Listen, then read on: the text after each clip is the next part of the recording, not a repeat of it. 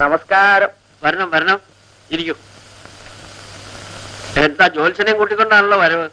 എന്താ ജോത്സ്യനെ പതിവില്ലാത്തമായി ഈ വഴിക്കൊക്കെ ഇരിക്കും? ഞാൻ എന്നെ പറ്റി പുകഴ്ത്തി പറയല്ല. ഏത് കാര്യവും മുതലാളി എന്നോട് ചോദിച്ചേ ചെയ്യും.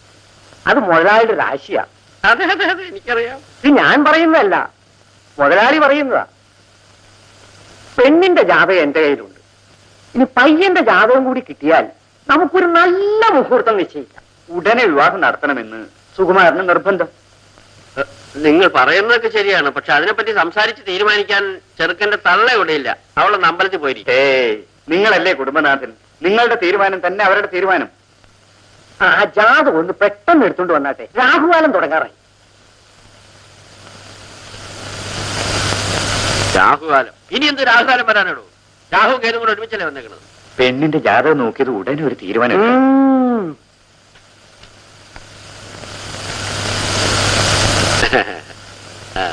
അപ്പോ എല്ലാ വിവരങ്ങളും ഇതിന്റെ മൂന്നാമത്തെ പേജിൽ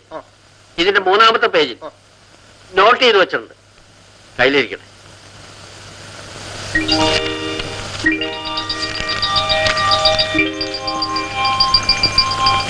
ഈ കല്യാണം നടന്നാൽ നിങ്ങൾക്ക് കിട്ടുന്നത് 50 രൂപ.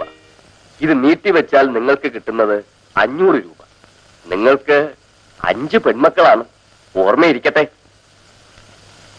എങ്ങനെയുണ്ട്? കൊള്ളാമോ? കൊള്ളാം കൊള്ളാം, ജാതകം ഉഗ്രനായിട്ടുണ്ട്. പക്ഷേ ഒരു കാര്യം, ഈ ജാതകത്തെ പറ്റി എന്തെങ്കിലും ഒരു കാര്യം ചിന്തിക്കണമെങ്കിൽ 10 ദിവസം കഴിഞ്ഞേ പാടുള്ളൂ എന്നാ. ഈ ജാതകത്തിൽ? ഇതിനെ പറ്റി.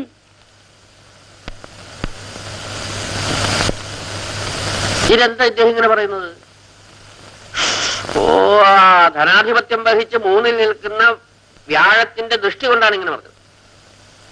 സംഗതി കൊള്ളാം, പക്ഷേ ഞാൻ നേരത്തെ കൂട്ടി ഇൻവിറ്റേഷനൊക്കെ അച്ചടിപ്പിച്ച് വേണ്ടപ്പെട്ടവരെയൊക്കെ പോയി ക്ഷണിച്ച് മുതലാളിയുടെയും നമ്മുടെയും അന്തസ്സിന് യോജിച്ച വിധത്തിൽ നടത്തണമെന്നൊക്കെ തീരുമാനിച്ചിരുന്നതാ.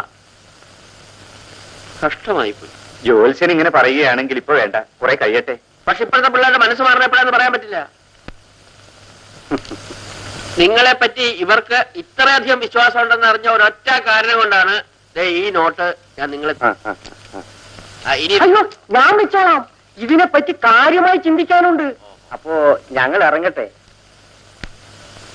എന്നെ നിരാശപ്പെടുത്തിയിട്ടാണ് പോകുന്നത്. പറഞ്ഞത് ശരിയാ, ഞാനെന്ത് ചെയ്യാനാ.